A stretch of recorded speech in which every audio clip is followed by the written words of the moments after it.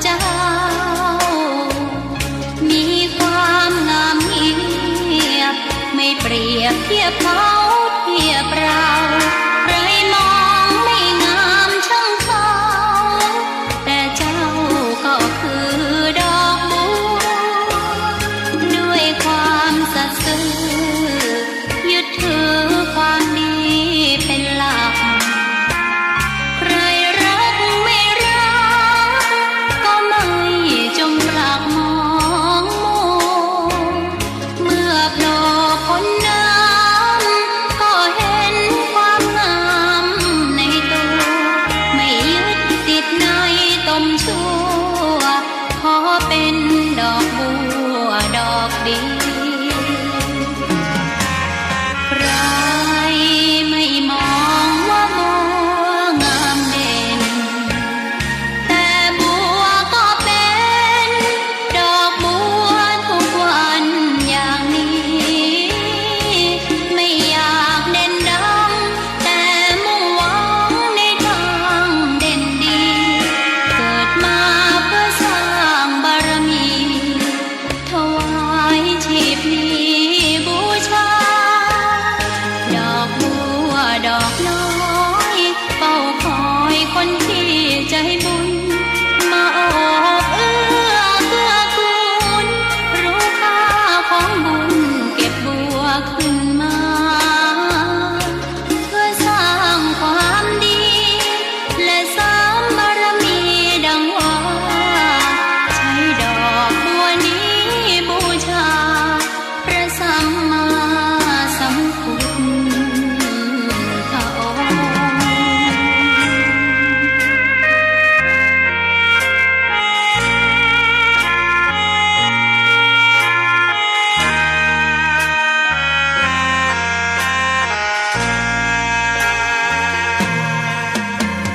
ใครไม่มองว่าบั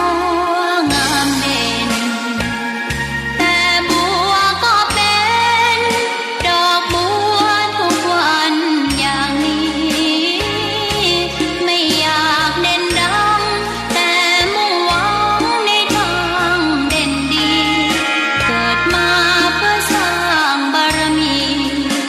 ถวายชีพนี้บูชาดอกบัวดอกน้อยเฝ้าคอยคนที่ใจบุญมาโอบเอื้อเกื้อกูลรู้ค่าของบุญเก็บบัวขึ้นมาเพื่อสร้างความดีและสร้างบารมีดังว่าใช้ดอกบัวนี้บูชาพระสัมมาสัมพุทธองค์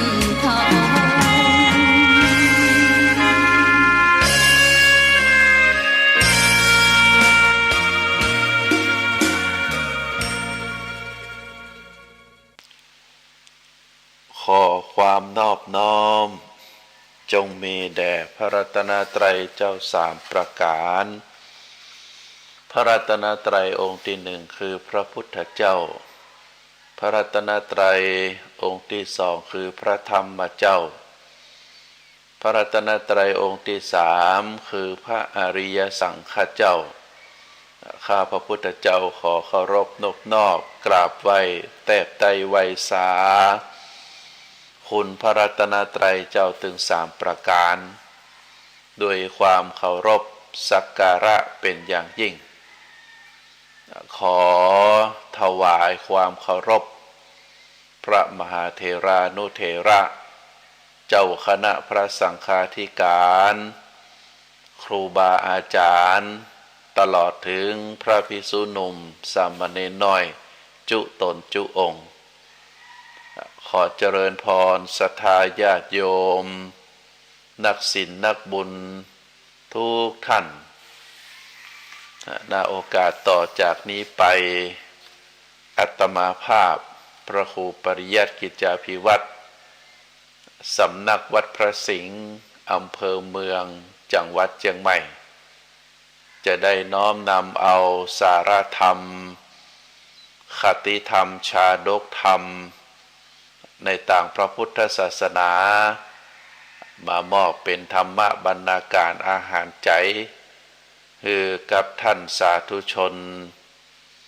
ผู้รับฟังรายการทุกท่านได้พินิจพิจารณาอันจะก่อให้เกิดสติปัญญาปารมีธรรมน้อมนำมาประพฤติปฏิบัติอันจะก่อให้เกิดความสุขตึงตั้งกายและก็ตั้งใจอันเป็นความมุ่งมา่ปรารถนาของหมู่เฮาทุกผู้ทุกคนที่ยังมีชีวิตอยู่เฮาบ่ชอบความทุกข์เฮาชอบความสุขเพราะฉะนั้นเมื่อเฮาบ่ต้องการความทุกข์เฮาต้องการความสุขเฮาก็จะต้องประพฤติปฏิบัติเหตุแห่งความสุขสิ่งใดที่เฮาประพฤติปฏิบัติกระทำแล้วอันเป็นเหตุแห่งความเฮาก็จะได้รับผลแห่งเหตุนั้นเป็นความสุขเช่นเดียวกันแต่ถ้าเฮาปรารถนาความสุขแต่ถ้าเฮาไปประพฤติปฏิบัติเหตุแห่งความทุกข์ผลที่ตัวมาก็จะเป็นความทุกข์เพราะฉะนั้นที่ได้เจริญพรคือศรัทธาญาติโยมว่าทุกคนนั้นมีความมุ่งมา่ปรารถนาที่จะอยากจะให้ความเป็นอยู่การดำรงชีวิตในปัจจุบันมีความสุขเพราะฉะนั้นก็จะต้องกระทำจะต้องจะต้องคิดในสิ่งที่ดีเมื่อเฮาทำเฮาเฮาคิดในสิ่งที่ดีผลที่ตัวมาก็จะเป็นความสุขแต่ถ้าเฮากระทำในสิ่งที่บ่ดี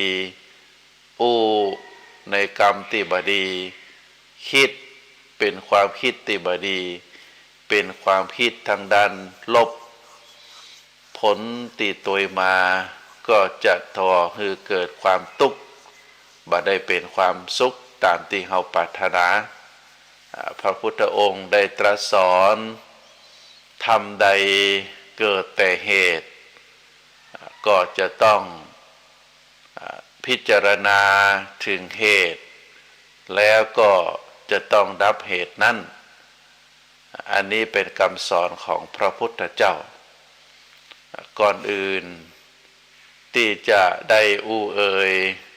คือศรัทธาท่านสาธุชนได้มีความรู้ความเข้าใจในเรื่องราวต่างๆก็ขออนุโมทนาขอบคุณ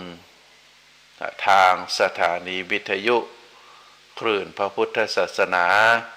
คลื่นสีขาวแห่งนี้ที่ได้เป็นกระบอกเสียงนำเอาสารธรรมคติธรรมชาดกธรรมในต่างพระพุทธศาสนาไปถึงศรัทธาท่านสาธุชนนักศีลนักบุญที่รับฟังรายการอยู่ก็ขออนุโมทนาขอบคุณในความมีน้ำใจของท่านผู้อำนวยการสถานีวิทยุตลอดถึงเจ้าหน้าที่ทุกฝ่ายทุกแผนกที่ได้อำนวยความสะดวกได้ให้เสียงธรรมจากครูบาอาจารย์ได้ถึงท่านสาธุชนทุกวันตั้งแต่เจ้ายันดึกก็ถือว่าเป็นมวลประสบการณ์ที่นักฟังทั้งหลายจะได้เลือกฟังเอาตามสติปัญญาตามความรู้ตามความเข้าใจก็จะก่อให้เกิดความสุขตามที่ได้ได้เอ่ยมาแล้วท่านสาธุชนทั้งหลายการที่เฮาท่านทั้งหลายได้พยายามเสาะแสวงหาในสิ่งที่ดีๆมวลประสบการณ์ที่ดีๆเข้ามาสู่ชีวิตของเฮา ก็เพราะว่าเฮานั้นได้รับการอบรมสั่งสอนจากพ่อแม่ครูบาอาจารย์พระสงฆ์องค์ข้าเจ้าคือได้เข้าใจในเรื่องราวตามหลักคำสอนของพระพุทธศาสนาซึ่งเฮาทั้งหลายได้ตระหนักได้คิดอยู่ตลอดว่าเฮาเมื่อเฮาได้มีความรู้ความเข้าใจแล้วก็จะได้น้อมนำเอาสิ่งต่างหลายเหล่านั้นมาประพฤติปฏิบัติมาเป็นที่จังที่ปึ้งในการที่จะดำรงชีวิตประคับประคองขันคือเป็นไปตามสภาพตามความเป็นจริงโดยที่บ่ทำจิตทำใจคือเป็นทุกข์บ่ทำจิตทำใจคือทรมานเกี่ยวกับสิ่งต่างๆที่เกิดขึ้นในชีวิตของเฮาตามหลักพระพุทธศาสนาได้กล่าวสอนให้เจ้าพุทธเฮาทั้งหลายว่าโดยปกติแล้วมนุษย์เฮาทุกคนก็จะมีความกลัวเป็นพื้นฐานมีความกลัวเป็นพื้นฐานเป็นต้นว่าเฮาก็กลัวคนกลัวสัตว์กลัวความมืดกลัวความตายกลัวความทุกข์กลัวความจนกลัวความอดอยากอย่างเป็นต้นมวลมนุษย์เฮาทุกคนนั้นก็จะมีความกลัวเป็นพื้นฐานอยู่แต่ทั้งที่เฮากลัวก็กลับไป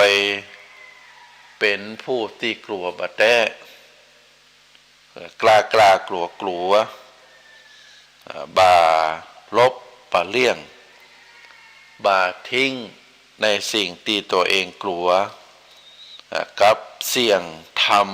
ำเสี่ยงประพฤติในสิ่งที่ตัวเองกลัวอันนี้เป็นธรรมชาติของมนุษย์เฮาเนอะศรัทธาญาติโยมหลายผู้หลายคนแม่กลัวข้าเจ้าบักกล้าครับข้าพเจ้ากลัวก็จะเป็นลักษณะแบบนี้แต่ว่าในสิ่งที่ตัวเองกลัวนั้นบางทีก็บักกลัวแต่กล้ากลัวกับไปเสี่ยงไปทำไปประพฤติในสิ่งที่ตัวเองกลัวนั้นเป็นต้นว่าเฮากลัวความทุกข์ความจนเฮากลัวความจนแต่กลับไปทำในสิ่งที่เป็นก่อเป็นสิ่งในสิ่งที่เป็นเหตุก่อให้เกิดความจนเช่นเป็นคนที่เล่นการพนันในปากหิวอบายมุขไปกินเหล้าไปสูบบุหรี่แล้วก็เป็นคนขี้ค้านอย่างเป็นต้นเมื่อเฮากลัวความจนแต่เฮาไปทำเหตุแห่งความจนเฮาบ่กลัวแต่เล่นการพนันเล่นการพนันนี่ก็เป็นบ่อเกิดแห่งความยากจน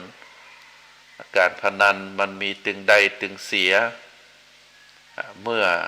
ได้เงินฮ้อนใจจ่ายอย่างฟุ่มเฟือยแต่ถ้าเสียก็กลับต้องเสาะแสวงหาเงินทองเอามาเล่นต่อมีที่มีนาก็ขายให้ขายนามีทรัพย์สินเงินทองก็ต้องเอาทรัพย์สินเงินทองเหล่านั้นไปจำนำเอาไปขายกินเหล้ายาป่าปิ้งถ้าเปรียบเทียบกับน้ำธรรมดา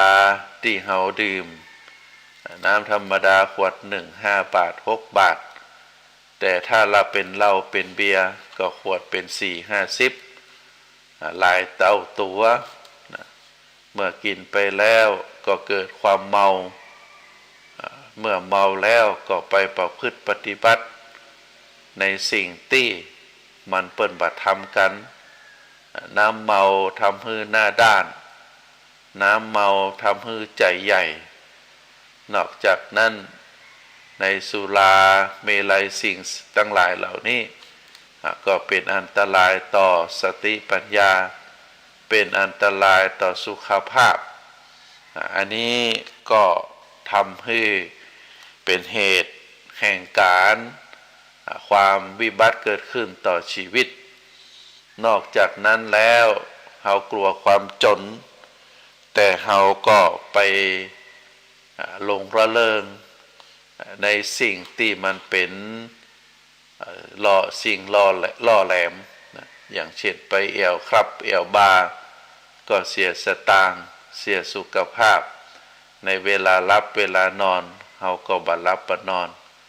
กลับไปเอี่ยวไปเล่นนอกจากนั้นแล้วถึงเวลาทำงานก็บ่ทำการทำงานมีความขี้ค้านพักผ่อนวันพูกก่อนวันฮือก่อนปีหน้าก่อนอย่างอีเป็นต้นเพราะฉะนั้นเรากลัวความทุกข์กลัวความจนแต่เราก็ไปประพฤติปฏิบัติในสิ่งที่มันเป็นเหตุแห่งความทุกข์ความจนเพราะฉะนั้นถ้าใครลงมือปฏิบัติในเหตุแห่งความทุกข์ความจนที่ว่ามาแน่นอนแล้วความทุกข์ความจนนั้นจะต้องมาเยือนผู้ที่ประพฤติปฏิบัติเหตุแห่งความทุกข์ความจนนั้นแน่นอนในส่วนบางคนเป็นคนกลัวโรคกลัวเจ็บ กลัวไข้กลัวบ่สบาย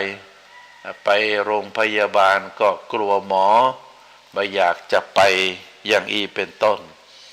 แต่ก็บ่ละบ่ทิ้งเหตุแห่งที่จะก่อให้เกิดโรคก่อให้เกิดภัยแก่ตัวเก่าเป็นต้นว่ากินบ่เลือกบ่รักษาสุขภาพมีอะไรอย่างก็กินหมดกินสุกดิบเมื่อถึงเวลาจะหิวแต่หิวบ่แต่ก็มักจะเสาะแสวงหาสิ่งที่โปรดปรานสิ่งที่ชอบมากินมารับประทานบางทีกินไปตัวดื่มไปตัวส่วนเสเฮฮาไปตัวกินตึงวันกินตึงวันแล้วก็บ่ออกกำลังกายบ่ทำคือร่างกายเคลื่อนไหวบางทีความอ้วนก็มาเยือนอ้วนเสร็จเรียบร้อยแล้วก็ยังบ่พอก็เป็นครั้งแห่งโลกอย่างอีเป็นต้นเพราะฉะนั้นเรากลัวโลกแต่เราก็ทำประพฤติปฏิบัติในส่วนที่มันเป็นสาเหตุของความเกิดโลกบางคนบางท่านมีความกลัวความเรียกว่ากลัวนรกกลัวความยากความลำบากกลัวความทรมานในภพภูมิต่อไปหน้าแต่ก็ยังทำสาเหตุก็คือทำบาปทำกรรมทำในสิ่งที่เป็นเหตุไปตกนรกโดยบ่เชื่อในเรื่องนรกสวรรค์ว่ามีจริงอย่างอีเป็นต้นลักษณะแบบนี้เราเรียกว่าเป็นบุคคลที่เป็นคนกลัวบัดแท้กลัวบัดจริงคนที่กลัวบัดแท้กลัวบัดจริงอันนี้ก็มักจะประสบกับความทุกข์เดือดร้อนประสบกับสิ่งที่ตัวเองกลัวแล้วก็บ่พ้นจากสิ่งที่ตัวเองกลัวไปได้เฮาได้ทำสาเหตุได้ประพฤติปฏิบัติได้ได้จาได้คิดในสิ่งที่เขากลัวแล้วก็ได้ลงมือกระทำตัวเมื่อเป็นลักษณะแบบนี้แล้วผลที่ตัวมาในสิ่งที่เขากลัวเขาก็จะต้องประสบแน่นอนเพราะฉะนั้นท่านสาธุชนทั้งหลายคำสอนในทางพระพุทธศาสนานั้นมีนักมีหลายสิ่งหลายประการ สรุปแล้วความคำสอนในทางพระพุทธศาสนามีอยู่สองประการประการที่หนึ่งเป็นสิ่งที่ควรทำนะเป็นสิ่งที่ควรทำเป็นหลักธรรมที่ควรประพฤติเป็นสิ่งที่ควรทำเป็นหลักธรรมที่ควรประพฤติอันใดแก่ความเมตตาความขยันความอดทนการมีน้ำใจการมีน้ำใจกรุณาต่อผู้อื่นแล้วก็ดำรงตนให้อยู่ในศีลกินในธรรมทำบุญมีการคือตานรักษาศีลเจริญจิตภาวนาก็ดำรงคงตัวอยู่ในศีลสมาธิปัญญาอันนี้ถือว่าเป็นสิ่งที่ควรทำในสิ่งที่บ่ควรทำหรือบ่พึงกระทำก็คือในสิ่งที่บ่ดีบ่งามอันเป็นสาเหตุแห่งความทุกข์เป็นสาเหตุแห่งบาปเป็นสาเหตุแห่งอกุศลเป็นต้นว่าการประพฤติผิดในศีลห้าศีลแปดศีลสิบที่ครูบาอาจารย์องค์สมเด็จพระสัมมาสัมพุทธเจ้าได้พร่ำสอนอยู่ตลอดมีเป็นคนที่จิตใจไร้เมตตาเป็นคนที่มีจิตใจเต็มไปด้วยบาปอกุศลก็คือความโลภความโกรธความหลงแล้วก็เป็นบุคคลที่มีจิตใจเหี้ยมโหดเป็นบุคคลที่มีจิตใจเฝ้าที่แต่จะโลภจะเอาทรัพย์ของคนอื่นเป็นบุคคลที่มีจิตใจบ่มีความยินดีในคู่ผัวตัวเมียเป็นบุคคลที่มีความจิตใจที่ยินดีในสิ่งที่มันเป็นอบายมุขเป็นการจุการหลอกการช่อโกงการที่จะเอาหาวิธีทางที่จะหลอกจะลวงเอาทรัพย์สมบัติของคนอื่นมาเป็นของตัวเป็นคนที่มีจิตใจอาฆาตพยาบาทเป็นบุคคลที่หลงละเลงในอบายมุขมีการแอวมาคืนมีการเล่นการพนันมีการเที่ยวพับเที่ยวบาร์มีการที่จะเรียกว่าไปนำตัวนำตนไปหลงละเลงในสิ่งเสพติดบอกว่าจะเป็นเหล้ายาป่าปิงบอกว่าจะเป็นยาตั้งหลายบอกว่าจะเป็นยาไอบอกว่าจะเป็นยาเคยาบ้าทุกสิ่งทุกอย่างเมื่อนำตัวนำตนไปหลงละเลงกับสิ่งที่เป็นสิ่งเสพติดแล้วผลติดตัวมาก็ทำให้ร่างกายเต็มไปด้วยโรคทำให้สติปัญญาเสื่อมทำให้เป็นคนบ่สมบูรณ์เป็นสัตว์กึ่งคนกึ่งสัตว์อย่างเป็นต้นเพราะฉะนั้นท่านสาธุชนทั้งหลายเฮาต่างหลายเมื่อได้ฟังครูบาอาจารย์แล้วสิ่งสำคัญที่สุดก็คือเฮาจะต้องประคับประคองขันของเฮาตัวของเฮาคือแคล้วคลาดปลอดภัยในสิ่งที่มันเป็นอบายมุขในสิ่งที่มันเป็นสาเหตุแห่งความทุกข์เป็นสาเหตุแห่งความทรมานที่เฮาได้กลัวก็ขอให้ได้กลัวแต่กลัวความทุกข์ความจนเฮาก็บ่ประพฤติสาเหตุแห่งความทุกข์ความจนเฮากลัวในการมีโรคภัยไข้เจ็บเฮาก็ประพฤติตัวคือถูกสุขบัญญัติรับประทานอาหารในสิ่งที่มันเป็นประโยชน์เปิ้นเปิ้นสอนกันว่าคนที่จะมีอายุยืนนั้นก็คือทำให้ร่างกายเฮาได้หิวตราบใดที่ร่างกายของเฮามีความหิวหนักที่สุดบุคคลนั้นจะมีอายุยืนเมื่อเขาว่าเมื่อมันหิวแล้วร่างกายต้องการแล้วร่างกายได้สลายในไขมันในส่วนอาหารที่มันเหลืออยู่ในร่างกายของเฮาเมื่อร่างกายได้เผาได้ผลาญได้ใจแล้วก็เกิดมีความหิวอย่างเป็นต้นแต่ถ้าร่างกายยังบ่หิวแต่ด้วยความโลภด้วยความที่มีจิตใจฟักใฝ่ในการหิวในการกินเฮาก็กินเข้าไปร่างกายยังบ่หิวแต่เฮากินเข้าไป กินเข้าไปสะสมเข้าไปก็ทำให้ร่างกายนั้นได้พอกพูนตึงไขมันตึงสิ่งต่างๆเป็นคนตุ้ยเป็นคนอ้วนแล้วก็สัพพะโรคซึ่งโรคเกิดจากอาหารก็จะเข้าไปสู่ร่างกายของเราอย่างอีเป็นต้นท่านสาธุชนทั้งหลายพระพุทธศาสนาสอนถึงเหตุแห่งความทุกข์เหตุแห่งความจนเหตุแห่งความทรมานเหตุแห่งบาปเพราะฉะนั้นเรารู้สาเหตุแล้วเราก็ดับเหตุตัวนั้นโดยที่บ่เข้าไปประพฤติปฏิบัติเราได้ประพฤติปฏิบัติเหตุแห่งความดี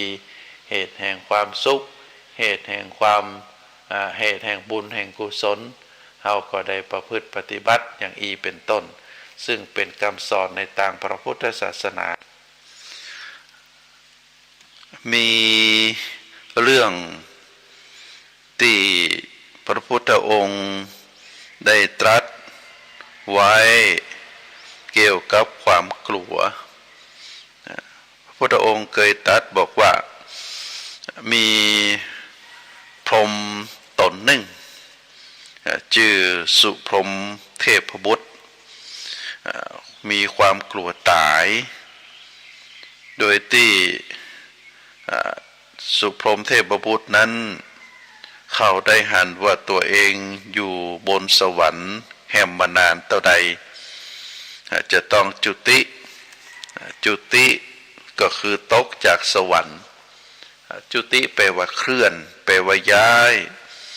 ถ้าเขาตายจากโลกนี้ไปเขาก็เรียกว่าจุติเหมือนเดียวกันเวลาเขาไปงานศพก็มักจะหันคำกล่าวที่เปิ้นได้พิมพ์ไว้ในส่วนที่เฮาปักธูปก็ดีหรือวางดอกไม้จันทร์ก็ดีมักจะเขียนว่าจุติจุตังมรณังจุติซึ่งแปลว่าเคลื่อนแปลว่าย้ายดวงวิญญาณของเฮาจากภพภูมิปัจจุบันคือโลกมนุษย์ไปสู่ภพภูมิใหม่ถ้าไปเกิดใหม่เฮาก็เรียกว่าเป็นการปฏิสนธิซึ่งแปลว่าเชื่อมภพใหม่เทวดาก็มักจะจุติแต่คนเฮาบ่เรียกว่าจุตินะเฮาเรียกว่าตายเรียกว่ามรณภาพมรณะนะแต่ว่าถ้าเป็นเทวดาเปิ้นห้องว่าจุติสุพรหมเทพบุตรก็มีความรู้ตัวว่าแห่ม7 วัน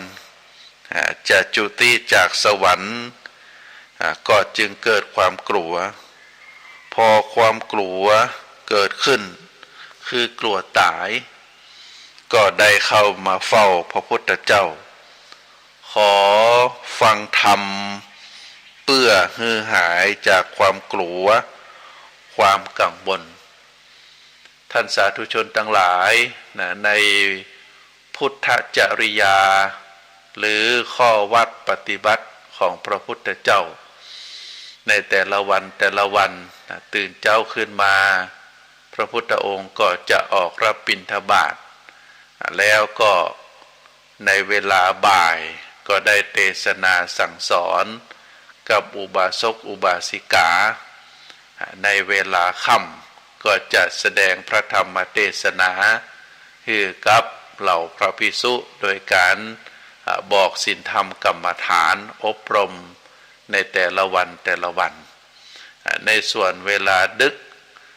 ก็จะตอบปัญหาเทวดาหรือตอบปัญหาแก่พระราชาที่เสด็จมาเฝ้าแล้วก็ในเวลาลุ่งแจ้งก็จะแผ่ข่ายคือพยานไปเพื่อที่จะได้ไปช่วยบุคคลที่มาปรากฏในข่ายคือพยานของพระองค์อันนี้เป็นพุทธจริยาที่พระพุทธองค์ได้ประพฤติปฏิบัติเป็นประจำในส่วนของสุพรหมเทพบุตรก็เหมือนเดียวกันก็ได้เข้ามาเฝ้าพระพุทธเจ้าเพราะกลัวความตายที่จะเกิดขึ้นกับตัวเองพระพุทธ พระพุทธองค์จึงได้ตรัสตอบแก่สุพรหมเทพบุตรว่าเพื่อที่จะบ่ให้มีความกลัวความวิตกกังวลและก็มีความสวัสดีมีใจคนเฮาจะต้องมีธรรมะสี่ประการเทพบุตรบอกว่าความกลัวเกิดจากสองเรื่องก็คือเรื่องที่เกิดขึ้นแล้วกับเรื่องที่ยังบ่เกิดเหตุที่มีความวิตกกังวลของคนเฮาก็มาจากสองเรื่องเนี้ยนะก็คือเรื่องที่เกิดขึ้นแล้วกับเรื่องที่ยังบ่ได้เกิด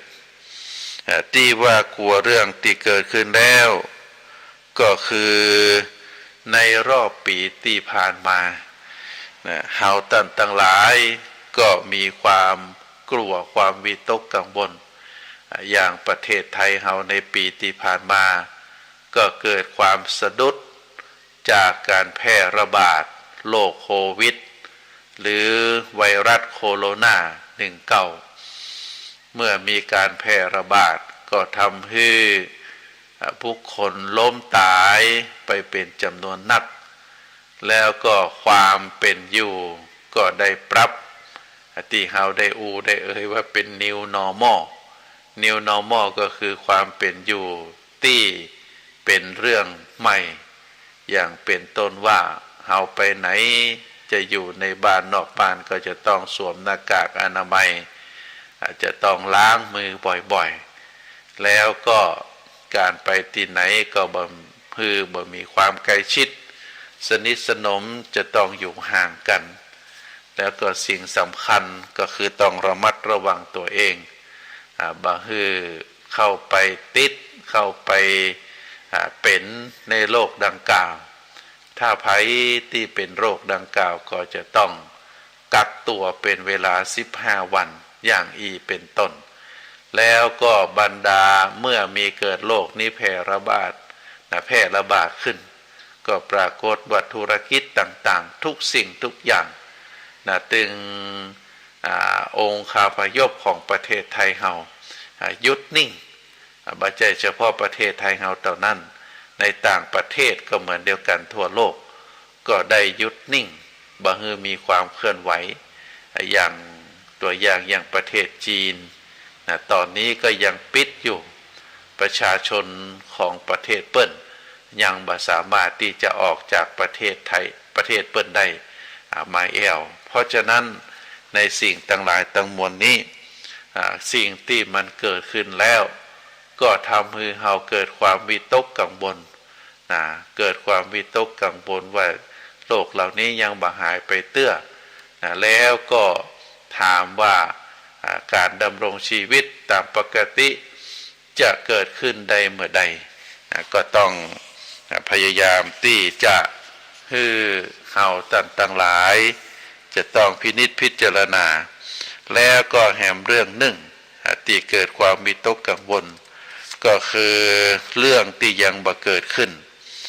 ก็คือเกิดความกลัวความวิตกกังวล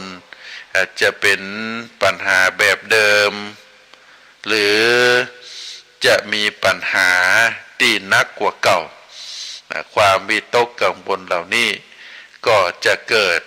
กับคนต่างหลายโดยที่บ่รู้ว่าตอนนี้จะทำอย่างไรเรื่องที่เกิดขึ้นแล้วก็พอทนได้อย่างที่เฮาได้ว่ามาแต่เรื่องที่ยังบ่เกิดอาจจะนักสาหัสสากันกว่าเก่าอย่างที่เฮาได้ข่าวตอนนี้ก็ปรากฏว่าเกิดโรคระบาดเป็นโรคใหม่ที่ว่าเป็นโรคฝีดาษลิงเป็นโรคฝีดาษลิงเมื่อไผไปติดเข้าไปตามเนื้อตามตัวก็จะเป็นตุ่มเป็นปองเป็นฝีดาษแต่ทำให้เกิดความขยะแขยงกับคนที่อยู่ใกล้อย่างเป็นต้นเพราะฉะนั้นเจ้าพุทธของเฮาโดยเฉพาะองค์สมเด็จพระสัมมาสัมพุทธเจ้า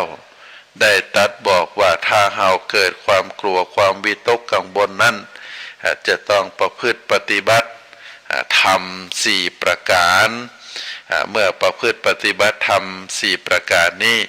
ชีวิตก็จะมีความสัสดีมีใจยะก็คือหนึ่งจะต้องมีโพชฌาแปลว่าความสวัสดีนะความโชคดีความสวัสดีเกิดจากการปัญญาประการที่สองตาปาสาความสวัสดีเกิดจากการลงมือกระทำการที่เราได้ทำด้วยตัวเราเองประการที่สามความสัสดีจะเกิดจากการสำรวมอินทรีย์และประการที่สี่ความสัสดีจะเกิดจากการสละสิ่งต่างปวงนะถ้าไผประพฤติปฏิบัติธรรมะถึงสี่ข้อนี้บุคคลนั้นก็บัดต้องมีความวิตกกังวลบอกว่าสิ่งที่เกิดขึ้นแล้วหรือสิ่งที่กำลังจะเกิดขึ้นเขาก็จะต้องน้อมจิตน้อมใจของเขาไปประพฤติปฏิบัติในธรรมะถึงสี่ข้อนี้โพชฌาก็คือมีความหมายในยะว่าจะต้องมีสติมีปัญญากรรมว่าปัญญาก็คือความรอบรู้นะรู้เท่ารู้ทัน รู้เท่าเอาไว้กันรู้ตันเอาไว้แก้จะไปไหนมาไหนก็ต้องมีความรู้ในถิ่นนั้นในย่านนั้นเดินคนเดียวจะปลอดภัยหรือบ่ปลอดภัยถ้าเห็นปลอดภัยเขาก็จะไปได้แต่ถ้าหากว่าบ่มีความปลอดภัยต้องป้องกันจะได้ความรู้ก็จะช่วยให้เฮานั้นอยู่รอดปลอดภัยซึ่งก็ถือว่าเป็นสิ่งที่เฮาตั้งหลายจะต้องระมัดระวังคนเฮาจะอยู่ด้วยความรู้นะความขับรถบนถนนจะไปไหนมาไหนจะไปถึงจุดหมายปลายทางก็จะต้องมีเป้าหมายและก็จะต้องมีความแคล้วคลาดปลอดภัยซึ่งจะต้องอาศัยความรู้สำคัญที่สุดก็คือรู้ว่าตรงไหนเป็นที่อันตรายบ่ควรไปตรงไหนที่เป็นเมื่อไปแล้วก็จะมีความแคล้วคลาดปลอดภัยเกิดความสัสดีต่อเฮาตั้งหลายอันนี้เฮาเรียกว่าความสัสดีความปลอดภัยเกิดจากการมีสติปัญญาบรรนำพาชีวิตของเฮาไปสู่ในสิ่งที่มันเป็นความเสี่ยงปัญญาจะคอยกำกับที่เฮาต่างหลายจะต้องตรวจสอบจะต้องดูแลด้วยสติปัญญาเรียกว่าสติมาปัญญาเกิดสติเตลิดก็จะเกิดปัญหาเฮาอยู่ด้วยปัญญาบ่ได้อยู่ด้วยอารมณ์ถ้าเฮาอยู่ด้วยอารมณ์แล้วก็จะเกิดปัญหาง่ายพอสิ่งที่เฮาได้ฮู้ได้หันมันเป็นสิ่งที่บ่ดีบ่งามเฮาก็จะต้องใช้ปัญญาพิจารณาถ้าหากว่าสิ่งที่เฮาทำสิ่งที่เฮาสิ่งที่เฮาคิดเป็นสาเหตุแห่งความทุกข์เป็นสาเหตุแห่งปัญหาเฮาก็จะต้องละจะต้องเลิกจะต้องหยุดในการกระทำในการในการคิดเหล่านั้นแล้วก็มาหันมาจะต้องหันมาในทางที่ดีเป็นสาเหตุแห่งความดีอันนี้เรียกว่าอยู่แคล้วคลาดปลอดภัยโดยปัญญาประการที่สองความโชคดีความสวัสดีเกิดจากตบะความเพียรเผากิเลสก็หมายถึงว่าความเพียรที่จะลดจะละกิเลสเฮาบัดตามใจความโลภความโกรธความหลงซึ่งบางคนเป็นหนี้เป็นสินเพราะไปติดดักไปติดกับดักเพราะเฮาไปเซ็นสัญญาหรือไปตกลงซื้อสินค้าการที่จะห้ามใจได้เขาก็เรียกว่ามีตบะการหลีกเลี่ยงอบายมุขได้เขาก็เรียกว่ามีตบะเมื่อเฮาบ่ทำตามใจตามกิเลส ตามตัณหาตามความต้องการก็เรียกว่ามีตบะความเพียรเผากิเลสชีวิตเราก็จะปลอดภัยประการที่สามก็คือมีอินทรีย์สังวรคำว่าอินทรีย์สังวรก็คือควบคุมประสาทควบคุมการพัฒนาการถูกต้องทำตัวเป็นคนที่รู้ว่าสิ่งไหนที่ควรทำสิ่งไหนที่บ่ควรกระทำสิ่งไหนที่แคล้วคลาดปลอดภัยเฮาก็จะต้องสำรวมตัวเฮาบ่คือเป็นคนผิดศีลผิดธรรมโดยเฉพาะสำรวมอินทรีย์ก็คือตาหูจมูกลิ้นกายใจเฮาจะต้องสำรวมใจสติใจปัญญาไปเข้ากำกับดูแลบ่ไปหลงละเลงในการพอลูกบ่หลงละเลงในการฟังเสียงบ่หลงละเลงในการกินอาหารลิ้มรสบ่หลงละเลงในส่วนที่เป็นการสัมผัสทางด้านร่างกายในความอ่อนความนุ่มความเย็นความสบายแล้วก็สิ่งสำคัญก็คือสำรวมจิตสำรวมใจเขาเรียกว่าอินทรีย์สังวรประการสุดท้ายก็คือสัพพนิสคาสัพพนิสคาก็คือการสละสิ่งต่างปวงหมายถึงว่าบางทีเฮาอุตส่าห์สำรวมจิตสำรวมใจแล้วก็ยังถูกยั่วถูกยวนถูกรบกวนจากสิ่งต่างๆจากสิ่งที่เป็นภายนอกก็เกิดให้ทำให้เฮานั้นจำเป็นที่จะต้องตอบโต้แต่เฮาทำไปเฮาก็จะต้องระมัดระวังระมัดระวังก็คือจะต้องเสียสละจะต้องปล่อยเรียกว่าปล่อยวางบ่เป็นปล่อยวางที่บ่เข้าไปยุ่งเกี่ยวบ่เข้าไปยึดติดการที่เฮาสละทั้งปวงปล่อยวางทั้งปวงถอยยอมถอยยอมลดทิฏฐิลดมานะสละความยึดติดอันนี้เฮาเรียกว่าบ่ยึดมั่นถือมั่นอันยังจะเกิดก็ปล่อยให้มันเกิดเฮาบ่เอาตัวเฮาไปยึดติดบ่เข้าไปยึดติดว่าอันนี้เป็นเมียเฮาเป็นสามีเฮาเป็นพ่อเป็นแม่เป็นลูกเฮาเป็นญาติเฮาอันนี้เป็นทรัพย์สมบัติของเฮาถ้าเฮาไปยึดมั่นถือมั่นไปยึดติดแล้วก็คือเกิดปัญหาก็คือเกิดความทุกข์ขึ้นมาตัวคนติดทุกข์ที่สุดก็คือตัวเฮาคนอื่นเปิ้นก็บ่ฮู้เรื่องบางทีเปิ้นก็ดำเนินชีวิตไปตามเปิ้นโดยติ่งเฮามีเป็นคนไปยึดมั่นถือมั่นแล้วมานั่งทุกข์อยู่ในบ้านคนเดียวอยู่ในห้องคนเดียวความทุกข์ความทรมานทางด้านจิตทางด้านใจ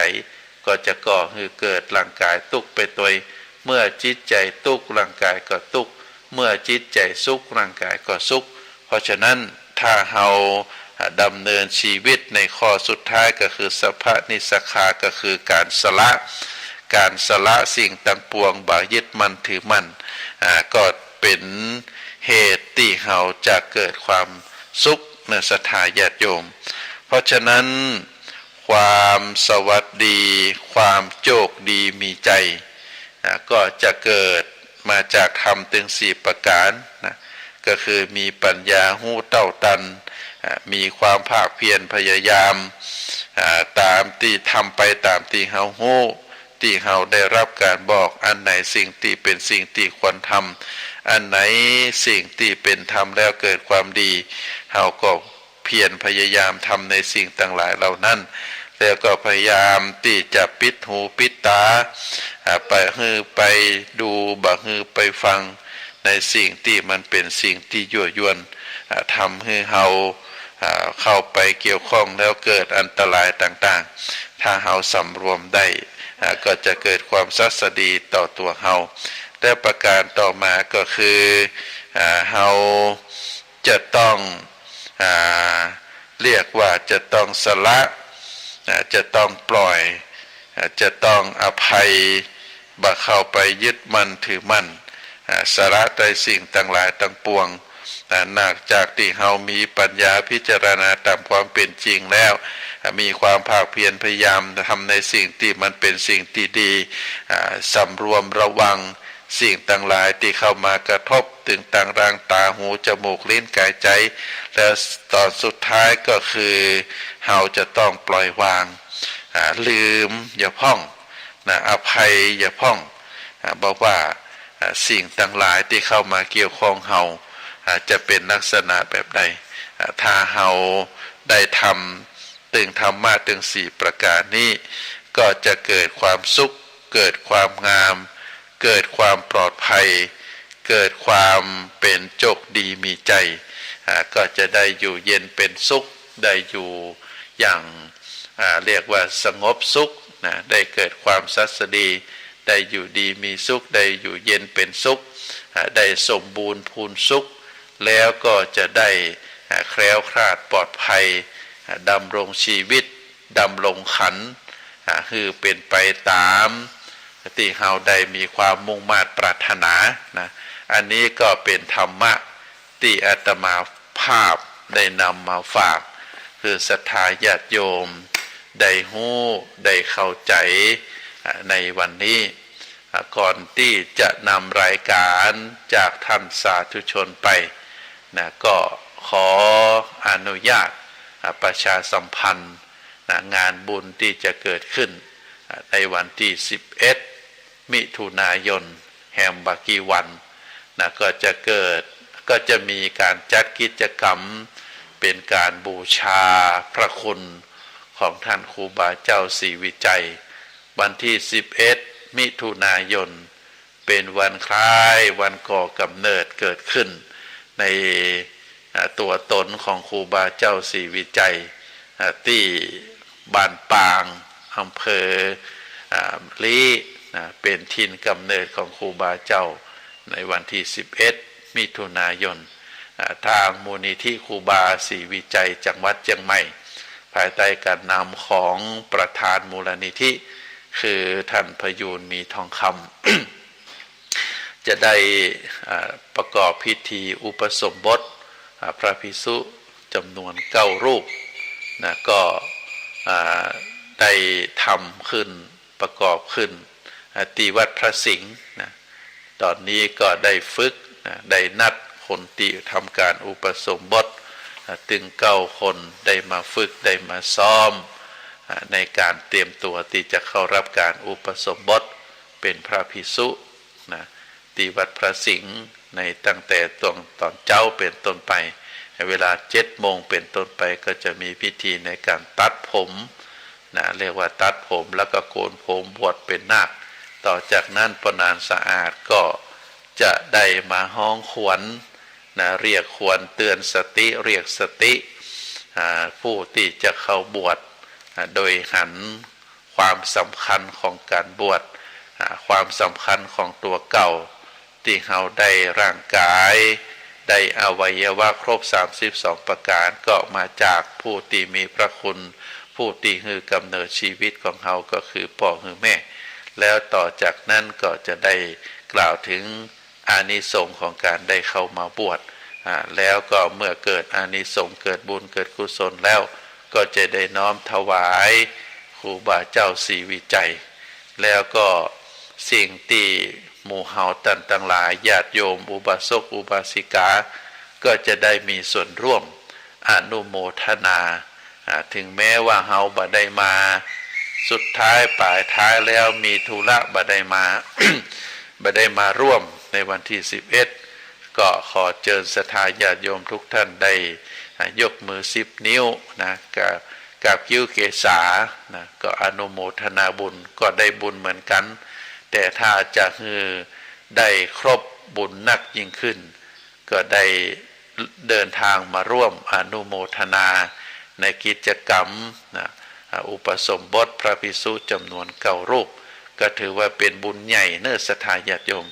การได้ร่วมอุปสมบท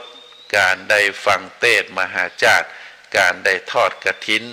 การได้เป็นเจ้าภาพสวดแจงท เอาถือว่าเป็นบุญใหญ่ในต่างพระพุทธศาสนาในวันที่11นี้ถือว่าเป็นบุญใหญ่เก่าตนเก่าองค์จากคนก็จะได้เป็นพระภิกษุก็ขอเชิญชวนศรัทธาญาติโยมมาร่วมได้เนอะใครมีข้าวมีปลาจะมาเลี้ยงเป็นหงตาลก็ได้ไผที่จะมีกำลังทางด้านปัจจัยจะมาร่วมอนุโมทนากับมูลนิธิครูบาเจ้าศรีวิจัยก็ได้เนอะก็จะได้บุญได้กุศลเหมือนเดียวกันอาตมาภาพขอนำรายการจากท่านสาธุชนไปก่อนไว้โอกาสหน้าเราก็จะได้มาปะมาพบกันแหมขอเจริญพร